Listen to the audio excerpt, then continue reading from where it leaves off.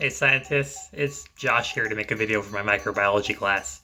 This is the final actually, led by the wonderful Professor Nalini Odapalli. My computer webcam is absolutely terrible, so you're forced to deal with me and my phone and me not having a stand for my phone. But I wanted to talk about a few scientific topics. One's about nature. Is it following a pattern in evolution or just randomly adding newness? Here's what I thought about it. Nature isn't following a pattern in evolution. Evolution isn't a series of blueprints that organisms follow like students following a class assignment. It's a series of genetic mutations that change the organism in a measurable way over a long period of time. For every beneficial genetic mutation, there's several that make the organism worse off. Say a virus gets a mutation that makes the surface protein unable to attach to a receptor. Probably bad for the vaccine. Or you get a disruption of your hexa enzyme and you get Tay-Sachs disease. Not very cool. It seems unlikely that these negative mutations are a result of following a planned program. The virus evolution of COVID-19 itself, to give a recent example, also demonstrates the random adding of newness. There's already several variants of COVID, like those from Britain and South America, that exist due to variations on the spike protein, and because these are great mutations for the virus, they spread everywhere, but for those too, there's hundreds of others that haven't spread anywhere because those weren't beneficial mutations, enough to spread through the population. Doesn't mean that evolution can't be planned or controlled to an extent. You know, we've done this with crops like bananas and corn and animals like dogs, where we domesticate them and evolve them in a certain way through selective breeding to where they're beneficial to us. But when an organism isn't consciously controlling the process and playing God, evolution is just a result of the randomness of the universe. There's two sources in that rant I'll point to if you want to learn more.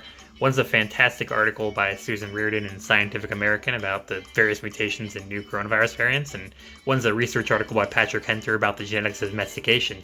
I'll put both links in the description. I also want to talk about coronavirus vaccines a little bit, how they're made, where we get the pathogen for treating these viruses, with everyone getting stuck with Moderna and Pfizer and Johnson & Johnson, and then the surge of cases abroad like in India. I just wanted to talk a little bit about it. So for making a vaccine, the first step is that we isolate the virus. We put it into host cells in a controlled cell culture since they can't exist independently, they need host cells to live. From there, the virus is studied. How does it attach and spread into new cells? Is it lytic or lysogenic? What antibodies does the body need in order to produce them to subdue its spread and stop the virus? And then once we develop a game plan, we start developing a vaccine. So there's a handful of types of vaccines being developed for coronavirus. One is viral vector vaccines. These are modified, weaker versions of the pathogen that help us create the necessary antibodies. Think if you're in a fight with the virus, this is like the virus after it got its butt whooped, making it easy to defeat and get the necessary antibodies for. Protein subunit vaccines are part of the pathogen corpus that the body uses to make antibodies for. Think just getting the fists of the various virus and just learning how to stop those punches. The new mRNA vaccines, they give instructions to the cells to create the relevant part of the pathogen and then defeat it with antibodies.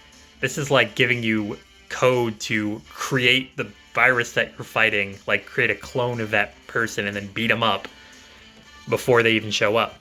These new vaccines are carried through liposomes. These are great because they can carry through mRNA through both hydrophilic and hydrophobic spaces in the body. mRNA is super fragile, so they need this liposome technology to thrive. These vaccines are passed through trials through pharmaceutical labs. In preclinical trials, they just see how effective the vaccine is in like rats and monkeys, but in clinical trials, they do it through humans. They test and they see the safety and the efficacy of the vaccines to make sure it'll effectively treat what needs to be treated. They want to make sure the body has the antibodies it needs to fight off the virus and it doesn't lead to serious health complications and adverse effects later on.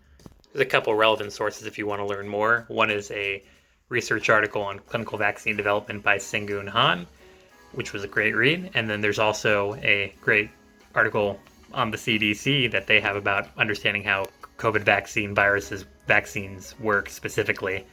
Both of them are in the description, and I hope to hear more from you. I hope you enjoyed this video, and this is me, Josh, signing off on behalf of my microbiology final. Hope y'all have a great day.